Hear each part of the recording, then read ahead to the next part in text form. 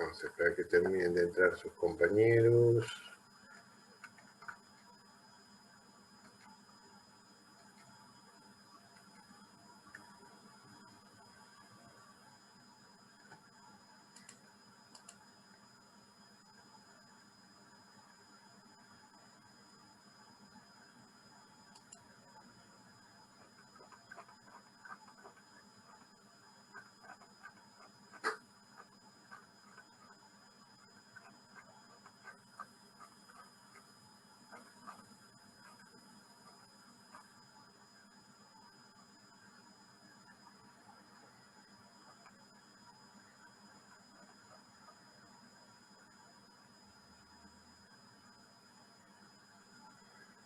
Ok. Esto sería...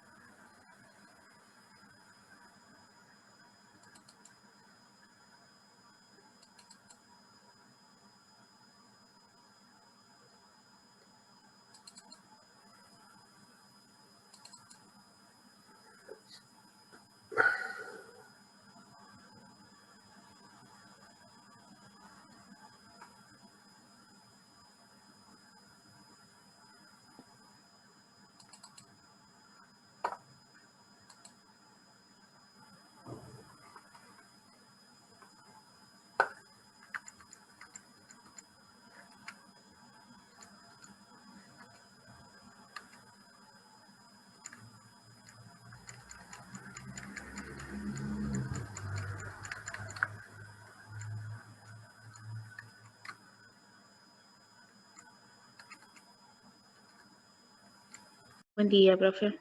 Buen día a todos.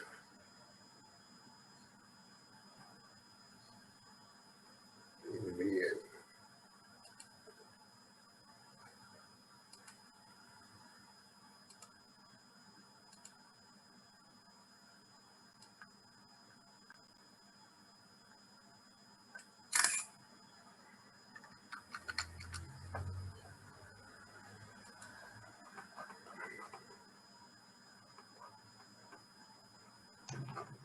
Estamos esperando que terminen de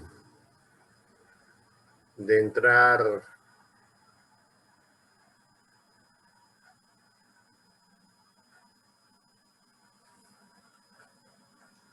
Profe, ¿te puedo hacer una consulta? Todas. Yo la estoy recursando la materia condicional. Luis me agregó al CBG, pero como que no estoy en ninguna comisión, entonces a la parte de teoría no puedo entrar. Me dice como que no estoy en ninguna condición. Están restringidas a las comisiones. Claro, yo puedo entrar a la de práctica sin problema, pero como soy condicional, no me deja entrar a la de teoría. ¡Auch! Creo que me tienen que cambiar y asignarme a una comisión. Yo cuando me anoté, le dije a los de, no sé si es alumnos, no me acuerdo qué departamento de la facultad, que me iba a anotar en esta comisión, la S21 creo que es. No, esta es la 21. La S22, perdón. En 21. esa. 21, bien. En esta la de la mañana. Pero se ve que cuando me agregó Luis me dejó como... No, lo que me pasa es que Luis no, el tema es así. Luis no restringió a alumnos de la comisión 21-22 la teoría. Y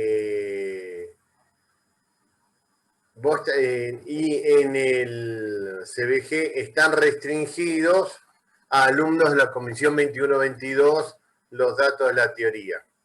Claro. Sí, voy a ver cómo lo podemos ver, si aparte podemos darte permiso. Mandame un mail con los datos a ver si en particular te puedo dar los permisos. Perfecto, buenísimo. Muchas gracias. Bueno. Ok.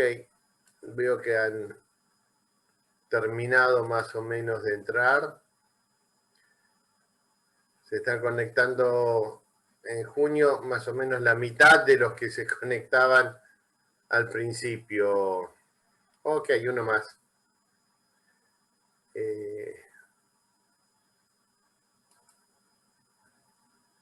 Bien. Se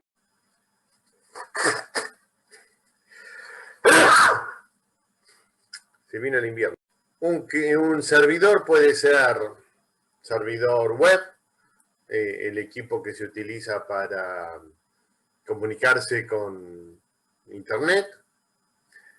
Puede ser, por ejemplo, un servidor de impresión. Todas las impresoras están conectadas a ese equipo en particular. Y entonces cuando yo quiero imprimir, le pido al servidor. O sea, son equipos dedicados a dar servicios. Normalmente los servidores no tienen interfaz con usuario. Y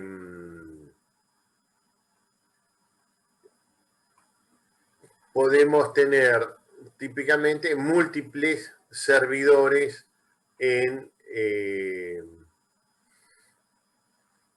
una red. Lo ideal es tener un servidor por cada uno de los equipos. Como a veces eso es caro, entonces lo que solemos hacer, Luis tiene mucha experiencia en eso, se lo pueden preguntar porque lo implementó fuertemente en Yoma, tenemos un hardware importante y ponemos muchas máquinas virtuales dentro de ese hardware y en cada máquina virtual implementamos un servidor.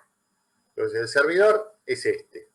Y ese puede ser un equipo que es un rack, o sea, una estantería que tiene varias placas madre, trabaja como un clúster y es muy poderoso como equipo. Dentro de ese hardware, sobre ese hardware, lo que vamos a ejecutar son múltiples máquinas virtuales. Entonces vamos a tener típicamente una máquina virtual, el servidor de comunicaciones, una máquina virtual, servidor de comunicaciones, servidor de impresión, servidor de base de datos, servidor de archivos, servidor de todos los servicios que nosotros tengamos.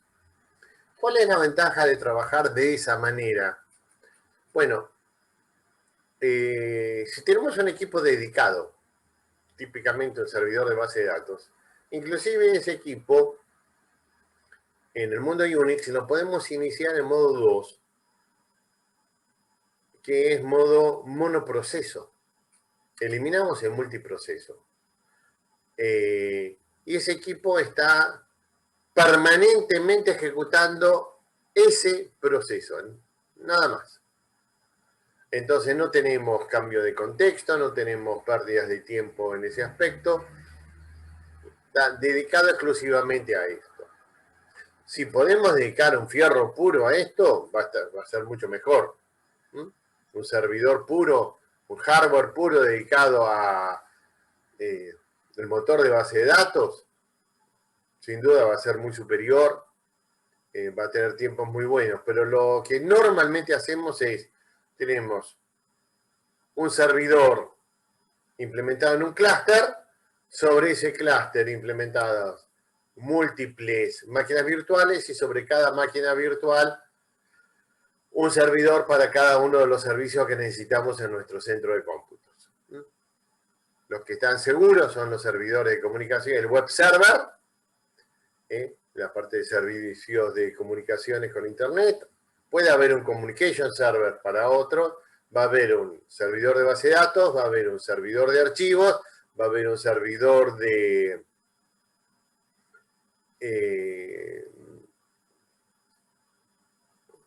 no es de seguridad precisamente, es un servidor dedicado a autenticar y dar todos los permisos. Es el que administra qué es lo que pueden hacer cada uno de los usuarios. O sea, cada vez que alguien quiere hacer algo, pasas por ese servidor a ver si tiene permiso. Va a haber un servidor de documentos que va a administrar la parte de todos los archivos que no están en base de datos. Eso es una estructura típica de un centro de cómputo a nivel de una red local. Eso es lo que va a trabajar. Las múltiples LAN se van a unir en una, lo que se llama una red a nivel campus, donde a su vez va a haber servidores en el medio que se llaman equipos middleware, que van a ser los encargados de saber dónde están los servidores propiamente dichos. Ahí ya no estamos en un cliente de servidor uno a uno, de 2 niveles, sino en un cliente servidor de múltiples niveles, como es típicamente en una en Internet, propiamente dicho. Entonces, ¿cómo vamos a ejecutar la comunicación entre los clientes servidor? Bueno, lo que se van a definir es la clase socket. Un socket es un concepto. Lo que va a definir un socket es... un socket es un enchufe. Es lo que está en la pared donde yo el enchufe 220. Bien, ahí lo que tenemos es un socket. O sea, es el punto final de una comunicación. Por lo tanto, toda comunicación va a emplear 2 sockets. Uno para cada uno de los conceptos, de los procesos que van a estar comunicándose. El socket de un servidor puede recibir muchas comunicaciones, como que yo te pusiera una zapatilla conectada a este, o sea, se puede conectar mucho a esto.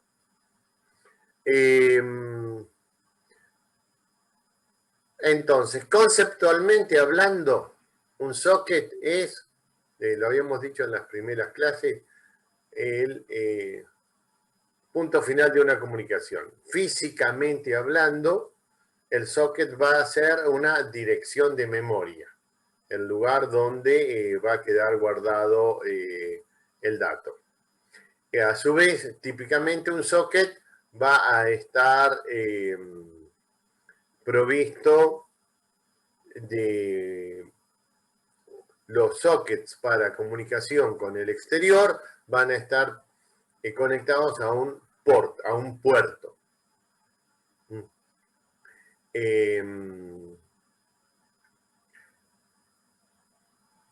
Por ejemplo, los puertos de Internet. Un socket de Internet, lo que nos va a manejar, a ver si puedo... ¿Cómo vamos a definir un socket de Internet? Vamos a definirlo tomando 2 parámetros.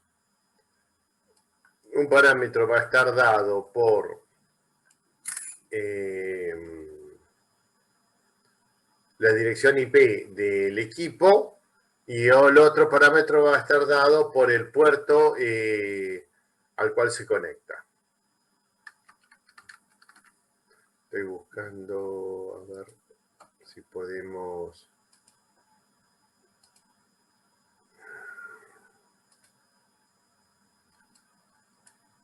mostrar una imagen. Profe, ¿sería algo así como cuando aparece conectado de la IP tanto en el puerto 3000? No sería algo así, es algo así. Ok. Exactamente. Una comunicación usando socket va a estar definido, tal como decía... No, se me escapó el nombre. Ramírez. Un socket de Internet está definido por la dirección IP, 2 puntos, el puerto. Ahí me voy a conectar yo. Y ahí estoy diciendo, me comunico con la computadora 161.25.19.8 en el puerto 80. Todo eso es el socket, que está compuesto por la dirección IP y el puerto. Ese es un Internet socket, ¿correcto? Entonces, esto va a tener un correlato físico, que es el lugar donde yo donde yo enchufo el equipo. Martínez. Entonces, ¿dónde está el socket de la compu? Ahí atrás vas y pones la fichita. Pero es un concepto el socket, ¿correcto? Que va a estar perfectamente identificado.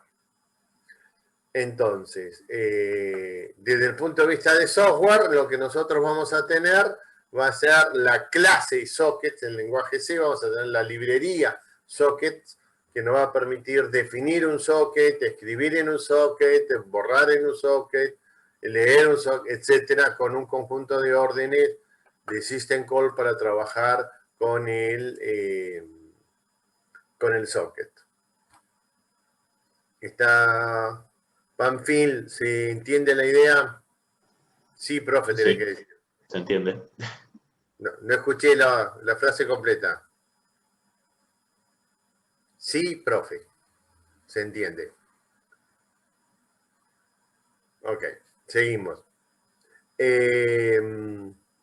Para implementar el uso de comunicaciones tenemos protocolos. Uno de los protocolos hace más tiempo usados, ya desde la década del 70, es el Remote Process Call o comunicación vía RPC, que fue definido en la época de el mundo Unix y es la que utilizamos masivamente todo el tiempo cuando trabajamos en Internet. Vamos a ver cómo... Bien. Espinosa, ¿se ve el gráfico? Sí. Bien, entonces, ¿cómo está funcionando esto en ustedes ahora, digamos? Ustedes quieren leer un diario, por ejemplo. Entonces, el software de usuario hace una system call para pedirle al sistema operativo que envíe un pedido de una comunicación a un proceso en otro servidor, un RPC. Esto lo hace el procedimiento, le va a pedir que haga algo. Entonces, el usuario hace una system call, toma la manija el kernel. El kernel llama a una rutina propia que se llama casamentero, el matchmaker, para encontrar un número de puerto. Entonces, tiene cargado dentro de nuestra computadora, tenemos un archivo, es el archivo HOTS, donde están las direcciones IP para poner, utilizando el protocolo de comunicaciones Ethernet, enviar un mensaje por la red. Entonces, usando el protocolo Ethernet, usando un port, vamos a enviar un mensaje que dice del cliente a un servidor. ¿A qué servidor? Al servidor que definió su número estándar, el matchmaker, y pide comunicarse con él. Por ejemplo, si yo quiero hacer una lectura de internet, me voy a comunicar al puerto 80 porque voy a usar el protocolo HTTP. La dirección IP la tengo en una lista cargada en mi compu. Si no tengo la dirección en una lista cargada en mi compu, en mi instalación de internet, hay una dirección IP de un DNS, Domain Name Server, de un servidor de dominio. Por ejemplo, la IP de los DNS de Google es los 8.8.8.8. Entonces, lo primero que hago es le pido al DNS cuál es la IP del diario El Día. El DNS me responde y armo un mensaje porque quiero comunicarme con el protocolo HTTP a la dirección IP del diario El Día, puerto 80, donde le envío un mensaje a este servidor. Lo recibe el servidor del diario El Día. El diario El Día, página 12, La Nación, Clarín, Infobae, el que quiera leer, New York Times.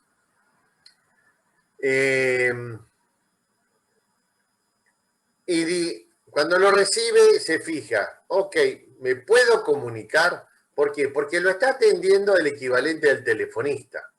Pero la comunicación va a ser 1 a 1, entonces le tiene que asignar una línea propia. Si tiene un puerto libre, el matchmaker le va a decir, sí, yo puedo abrirte una comunicación utilizando el puerto, y ahí vamos a un puerto mayor que el 1023, un puerto privado. Y le dice, ok, llámame, como si fuera una telefonista, ya lo pasa a un interno. Llámame al 6314.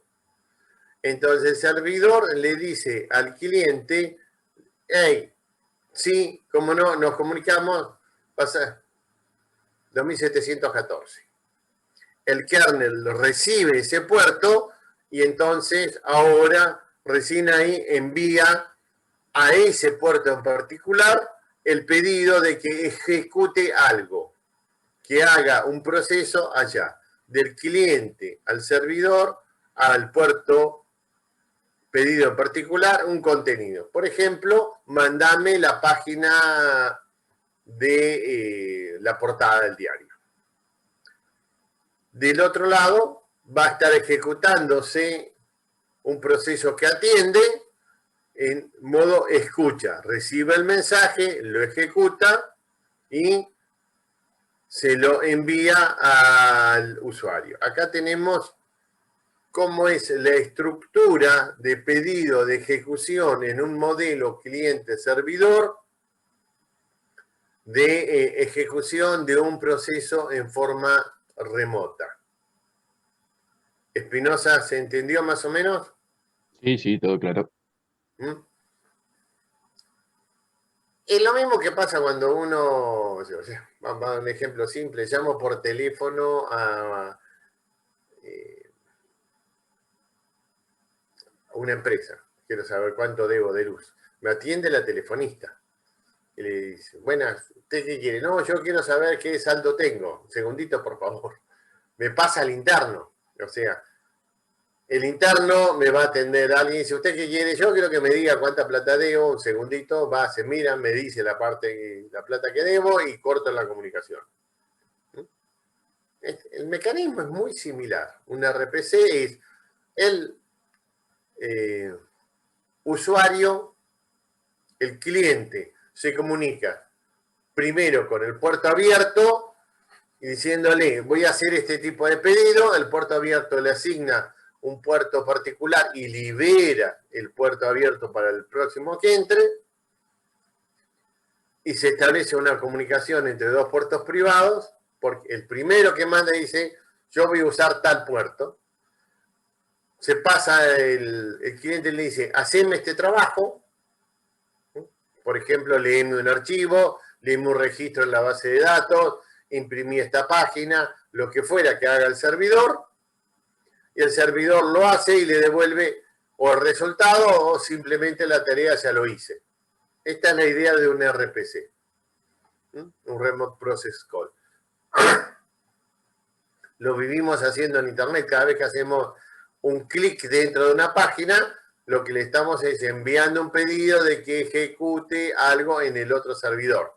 Por ejemplo, que cargue una noticia. Entonces, va a ir a leer esa noticia y me lo va a enviar por la red.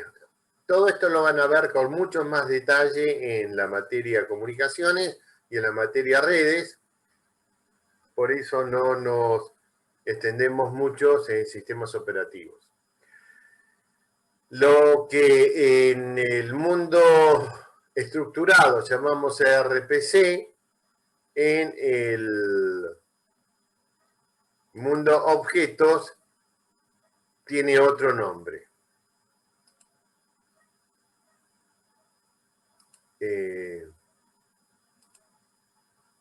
No era esta, pero tengo que plantear. En el mundo objetos no llamamos ejecutar a un procedimiento, sino que lo llamamos RMI. Invocación remota de un método. Es lo mismo. Nada más que ahora no estamos hablando con todo un proceso, sino que un proceso tiene múltiples métodos implementados y yo le pido desde mi cliente, invoco que ejecute en forma remota un método. Simplemente exactamente igual. RPC es como lo llamamos en estructurado, RMI es como lo llamamos en objetos.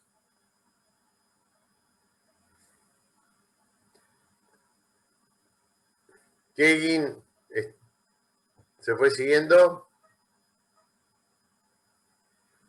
Simón Kegin. Sí, profe, joya. Ok. Basilio. Sí, profe. Sigue. Bien. Con esto terminamos toda la parte de comunicaciones, etcétera, que nos habían quedado estos 3 puntitos descolgados, y empezamos a trabajar un tema que hoy es muy gordo, muy importante,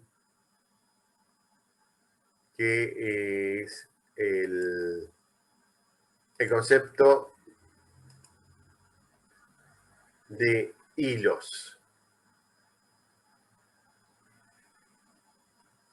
o threads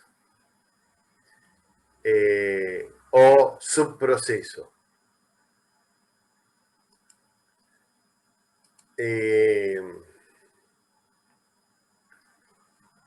El término formal es subproceso y es lo que utiliza, por ejemplo, toda la bibliografía de Microsoft. Van a encontrar todos subprocesos. El mundo Unix, cuando empezó a trabajar con esto, utilizó la palabra thread o hilo de ejecución, es la traducción.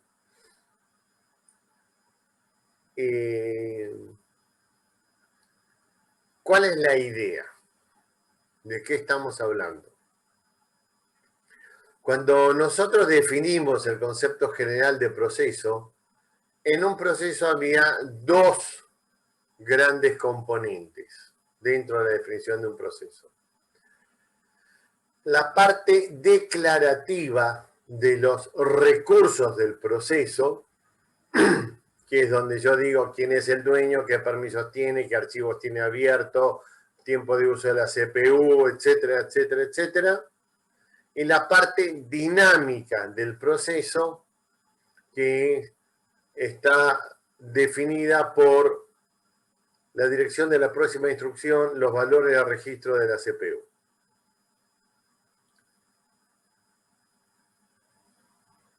Cuando los programadores trabajaban a mano,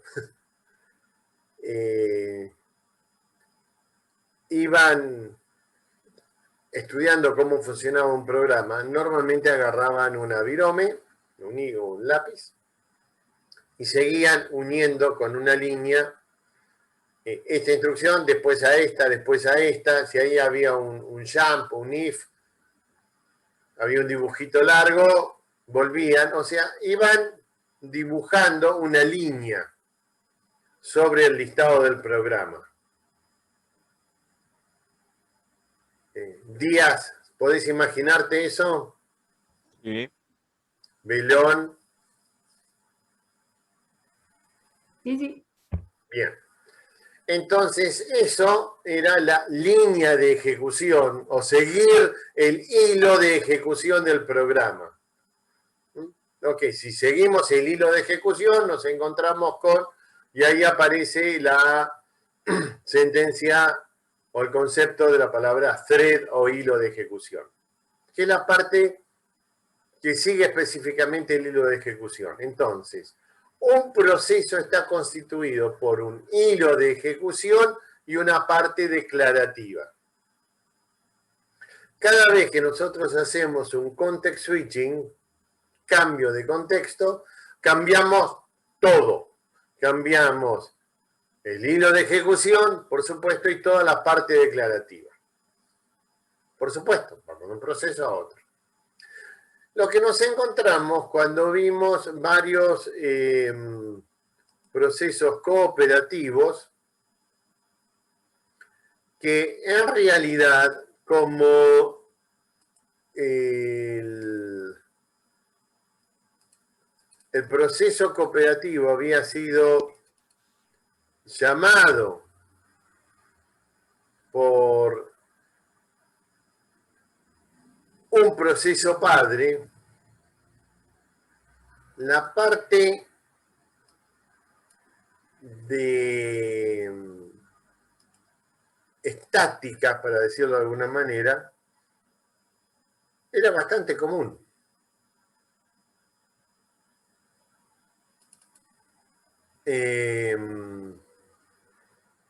Entonces, la pregunta era, ¿y por qué lo borramos y lo volvemos a escribir? Entonces,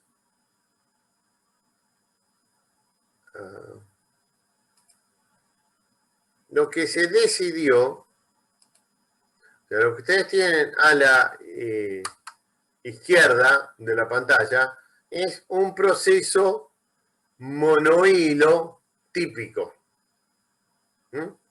Está el código, los datos, los archivos, los registros, la pila y los datos del hilo de ejecución. ¿Correcto? Esto es una PCB tradicional. Entonces dijeron, mira, la verdad es que esta parte, código, data y archivos, es bastante común entre todos estos procesos cooperativos. Lo específico de cada uno de ellos son su registro, su pila y el hilo propiamente dicho. Entonces, se transformó el concepto de proceso, haciendo nacer ahora el concepto de hilo de ejecución por un lado y proceso por el otro. El proceso es un contenedor de múltiples hilos de ejecución. En el proceso, en la PCB, está definido el código, el DAT, los archivos, todo. Para cada hilo de ejecución se crea lo que se llama una TCB, una Thread Control Block. Entonces ahora un proceso en un sistema multithread va a tener una sola PCB que va a contener varias TCB. La TCB es muy cortita, solo tiene los registros, la pila y la dirección de la próxima instrucción, el contador del hilo. Lo que antes nosotros lo hacíamos mediante rutinas y pasábamos de una rutina a otra rutina, etcétera. Ahora lo que vamos a hacer, en vez de crear una rutina o crear un procedimiento dentro del programa, es crear un hilo, create thread.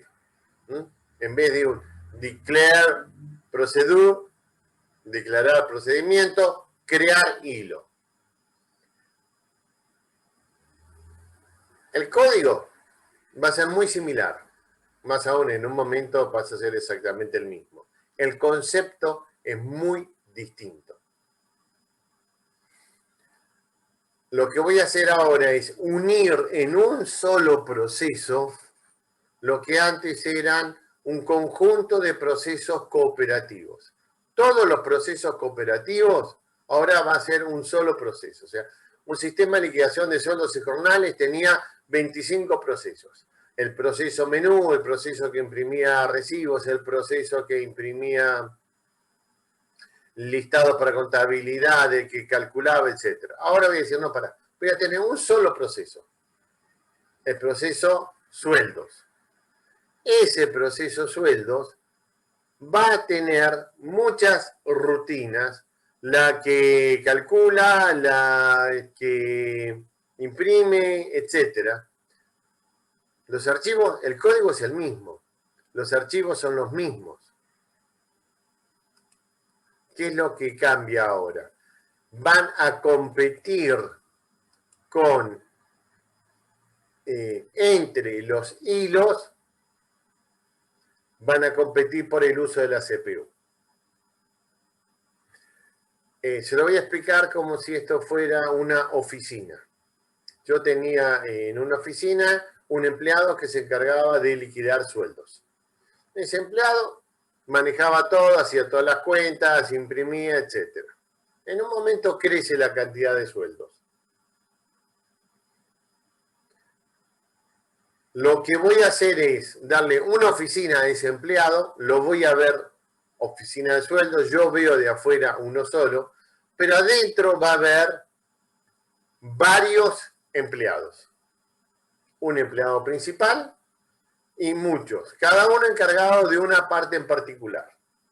Ahora, supongamos que dentro de esa oficina hay una sola fotocopiadora o una sola impresora. Los distintos empleados, cuando tienen que imprimir, van a competir entre sí para el uso de la fotocopiadora. Desde afuera yo veo uno solo, o sea, uno ve un solo proceso. Adentro del proceso va a haber múltiples líneas de ejecución que a su vez compiten entre sí por el uso de los recursos.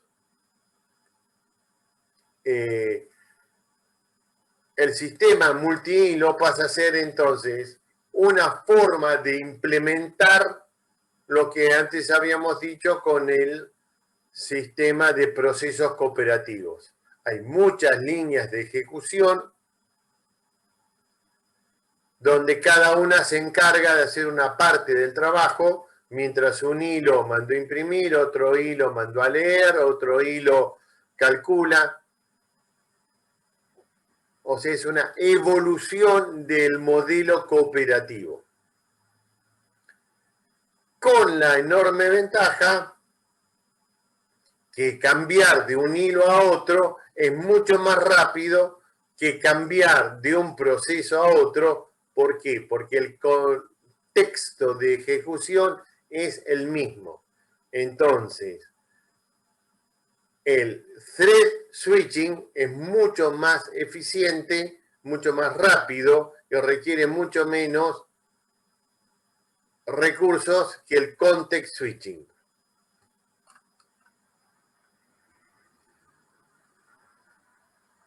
Espinosa, me están... ¿Se alcanza a agarrar un poco la idea? Sí, sí. Entonces, los sistemas multithread, si bien empezaron en la década del 60, como teoría, recién se implementaron masivamente en la década, fines de la década del 80.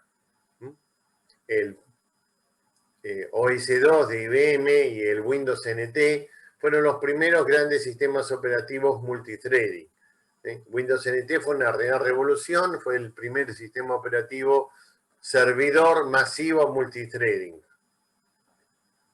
El mundo Unix tardó mucho en migrar al mundo multithreading, ya que era un mundo mucho más estable y por lo tanto cada paso iba haciéndolo con mucho cuidado. Y como tenía muy fino, muy implementado toda la comunicación entre procesos vía los pipes y la shared memory, el mundo Unix de entrada no vio mucho la necesidad de migrar al multithread. Se tomó la década del 90 para pasar al mundo multithread, pero ya en este siglo todos estamos trabajando con un mundo multithread. Hay múltiples formas de implementar el multithread.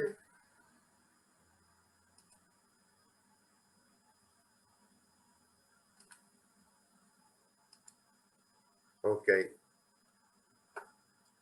Vamos a ver las múltiples formas de implementar. Arriba tenemos el gráfico que ya vimos. El mundo Unix al principio trabajó con el muchos a uno. ¿Por qué? Porque el kernel del sistema operativo no se tocó. Se dijo, muchachos, nosotros, multithread, no sé, lo hizo Microsoft, no nos metemos en esto. Así que el kernel sigue teniendo un solo hilo de ejecución y atiende un solo proceso.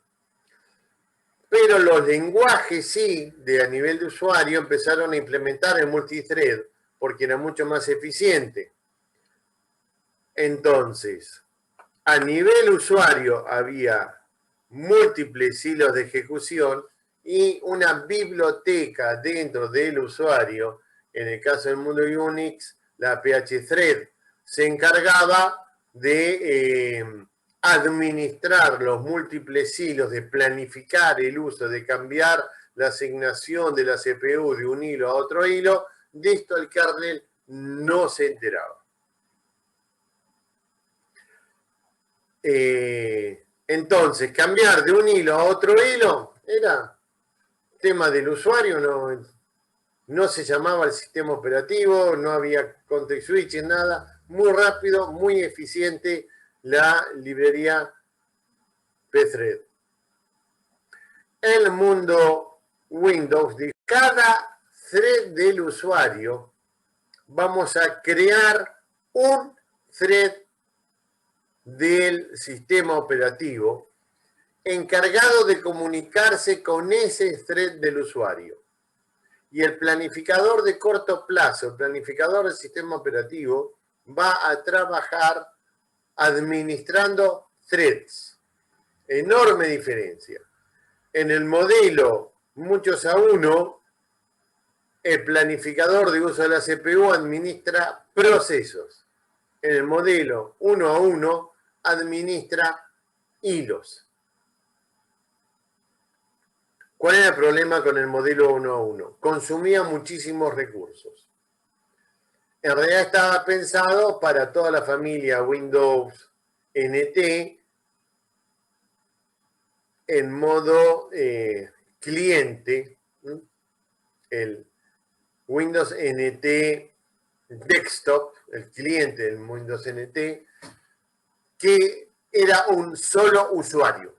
Entonces, prácticamente el usuario iba a estar todo el tiempo trabajando con un solo proceso.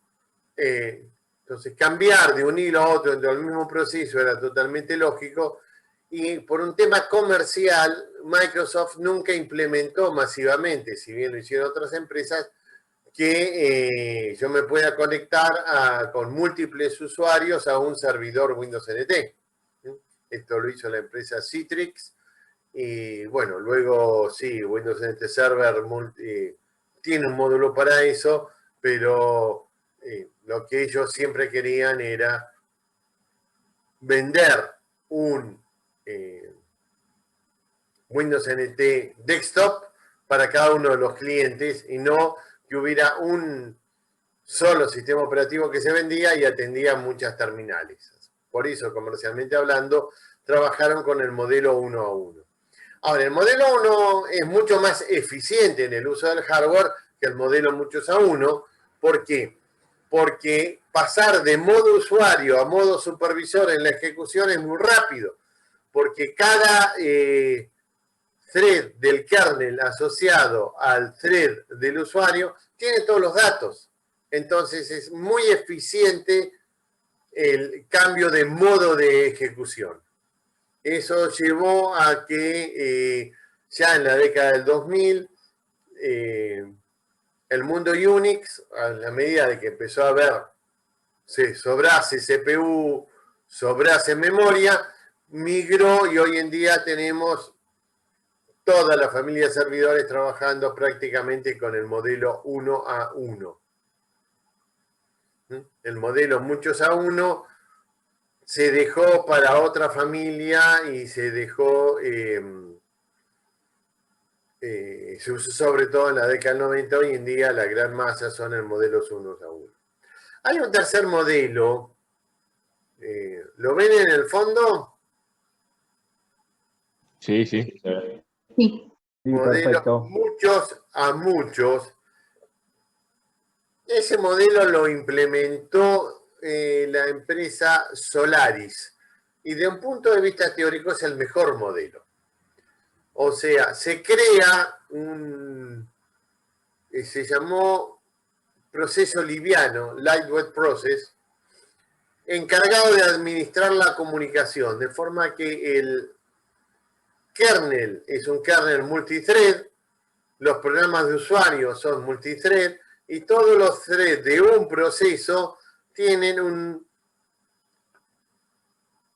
proceso liviano intermedio que se encarga de recibir los pedidos que van a ir al kernel y derivarlo al hilo del kernel que se encarga de atenderlos. O sea, viene a ser... ¿vieron esa persona que, por ejemplo, está en la puerta de un edificio, que todos los que llegan le preguntan a él y él los va mandando a la oficina que corresponda? Sí, sí. La mesa de informe, no sé cómo llamarlo. Bien, este concepto, el de la mesa de informe, fue que desarrolló en la década del 90 la empresa Sun y se trabajó hasta mitad de este siglo, pero es bastante complicada su programación y administración, y realmente hoy hay suficientes recursos de forma tal que lo abandonaron el modelo muchos a muchos y estamos todos trabajando en el modelo de hilos de ejecución 1-a-1.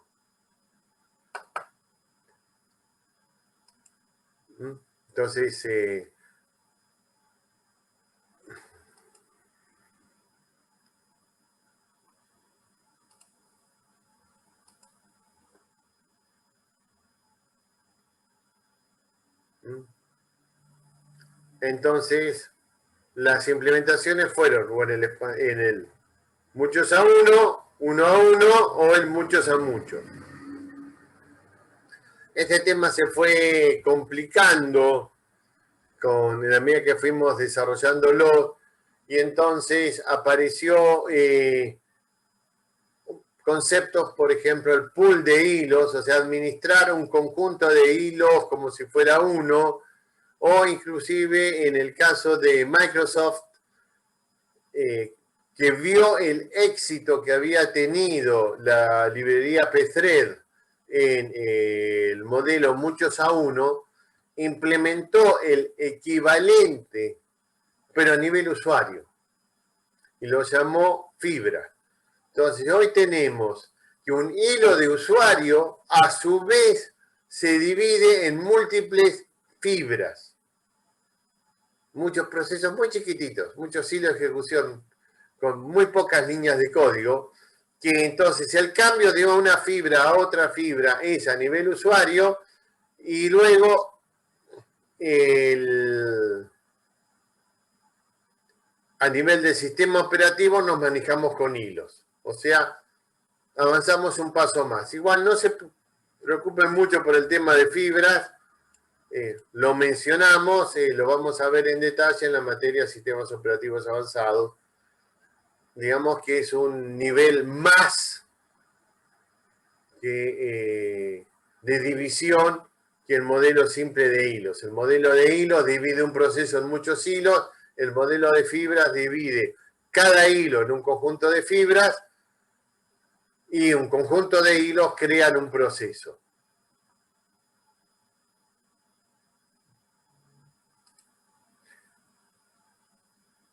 Hoy todos los sistemas operativos son multithread, porque a su vez el multithread permite la utilización masiva de el hardware multinúcleo, ya que en el mismo proceso se pueden estar ejecutando en forma simultánea distintos hilos del mismo proceso en en cada uno de los núcleos que tiene CPU lógicas que tiene implementada el hardware. Típicamente un motor de base de datos va a ser un solo proceso, pero va a crear un hilo de ejecución por cada consulta a la base de datos que hagan los distintos usuarios. Puede tener miles. Un servidor web va a ser un solo proceso el servidor web y va a crear un hilo de ejecución por cada conexión que tenga alguien pidiéndole un dato. El servidor web de un diario, por cada persona que lea el diario, va a crear un hilo de ejecución para atender a esa persona. A su vez, ese hilo puede subdividirse en múltiples hebras porque esa persona leyendo el diario puede abrir varias notas. Entonces se arma todo un árbol de ejecución. Los que son muy poderosos, se implementaron masivamente en multithread, son los navegadores de Internet. Ustedes tienen por cada ventana un hilo de ejecución, pero una ventana puede tener a su vez varias pestañas. Cada pestaña va a tener su hilo de ejecución. Dentro de cada pestaña, por ejemplo, puede haber una publicidad que tiene un gráfico que se anima. Eso va a tener su propio hilo de ejecución.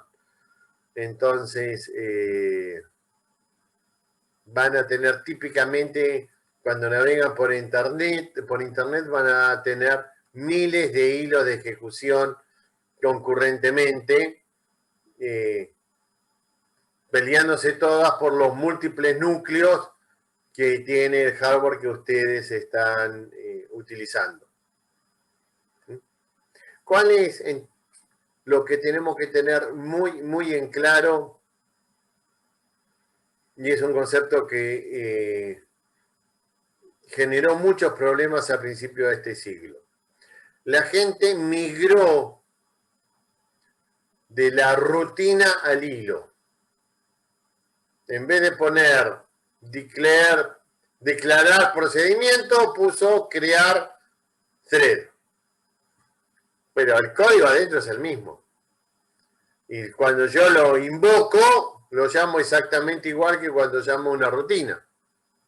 Dentro del código de mi programa. Lo que cambia es arriba de todo que lo declaro como thread y no como procedimiento o rutina. Pero hay una enorme diferencia conceptual. Cuando yo declaro dos rutinas, rutina A, rutina B,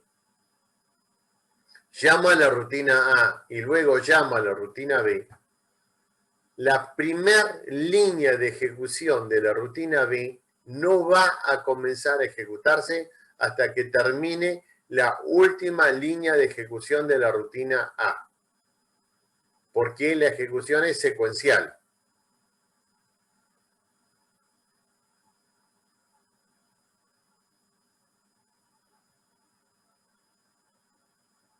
¿Lo tienen claro? Sí. Perfecto. Y el hilo, como compiten por los recursos, Claro. no se sabe quién va a arrancar primero. Si yo llamo al hilo A y llamo al hilo B, aunque en mi código diga llamar hilo A y abajo diga llamar hilo B, puede ejecutarse el hilo B antes que el hilo A. Y eso genera entonces enormes problemas si no lo tengo muy en claro, porque cuando miro el código yo veo llamar A, llamar B, y le vienen partiendo el cerebro a ustedes en algoritmos, en la ejecución secuencial.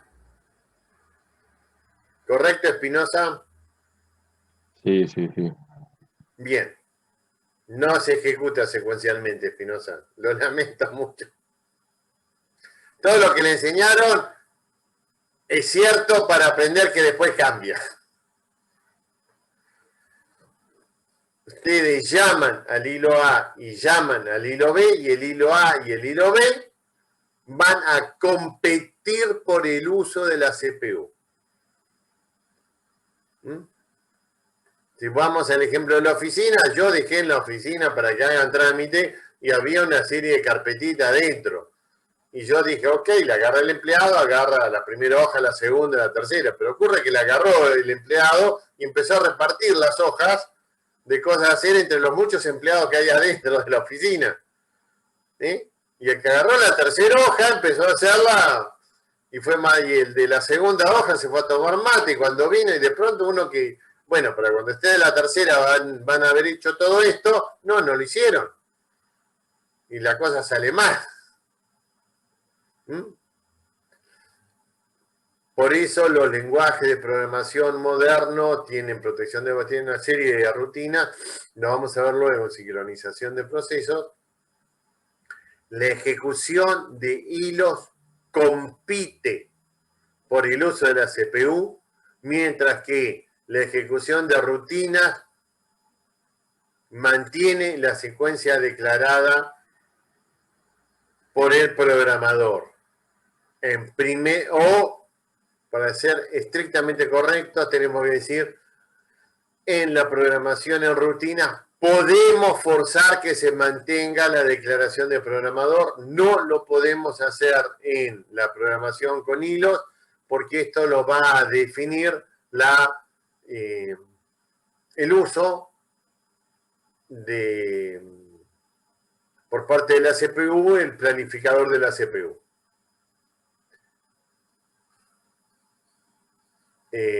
Lo van a ver con mucho más detalle y si ven alguna materia con programación concurrente. Bien. La implementación entonces de hilos se hizo a través de bibliotecas. Bueno, por supuesto Microsoft tiene la biblioteca Win32, que tiene toda la parte de thread. En la parte de Unix, la pthread, que es la biblioteca POSIX para thread, de ahí viene la P de POSIX, que es la norma general de Unix. Thread en POSIX. La biblioteca POSIX está implementada en el mundo Windows también, y la biblioteca de hilos de Windows está implementada en Linux. Ahora se recomienda mucho la pthread, es la mejor de las bibliotecas. Esto va a depender del lenguaje con el cual ustedes trabajen la programación. Bien, con esto terminamos el contenido 3. Ya la clase que viene vamos a empezar a ver muy rápidamente la parte de planificación de procesos, porque en eso van a hacer mucho en la parte práctica, los distintos algoritmos de planificación de procesos, pero eso se ve mucho en la parte práctica. Respecto a al ejercicio de hacer cuestionarios, ahí está Luis peleándose, tratando de armarlo. Lo generó de una forma bastante más simple el modelo de escribir las preguntas, por eso no lo han recibido todavía, lo van a recibir la semana que viene. ¿Se acuerdan que habíamos dicho van a tener que hacer en grupos de 2 alumnos 15 preguntas cada uno en la primera parte? Eso Sí, habíamos hablado de eso. Te escucho, Basilio. Que sí, habíamos hablado de eso. Estábamos todos preguntándonos cuándo iban a subir para poder subirlo. Lo que pasa que yo tenía un modelo, pero tiene muchos corchetes, comas, y Luis dijo, pará, le estás complicando la vida a los chicos, me voy a buscar otro modelo más fácil de texto. Y se puso a investigar todo y encontró un modelo más sencillo, modelo texto más sencillo, se los va a pasar esta semana, y luego tienen 15 días para hacerlo. Perfecto, perfecto. Después va a haber en agosto lo mismo con respecto al tema de procesos. ¿Ok? El cuestionario Sí, llega hasta el contenido 2, ¿no? Claro, o sea, entra toda la parte introductoria, no entra nada de procesos. No Listo. sé si el contenido 2 o el contenido 3, pero no entra nada de procesos. Para que me fijo el programa.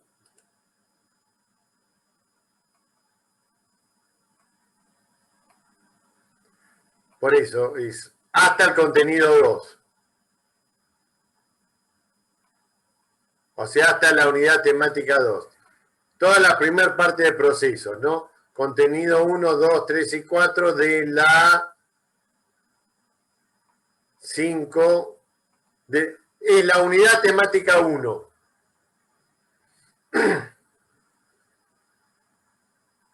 ¿Está claro?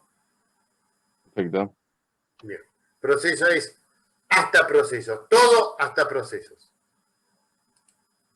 Sobre esos, en grupo de 2 alumnos, 15 preguntas con múltiples opciones cada pregunta. A veces una pregunta puede tener varias respuestas correctas. A ver, por ejemplo, volvamos al programa. Supónganse que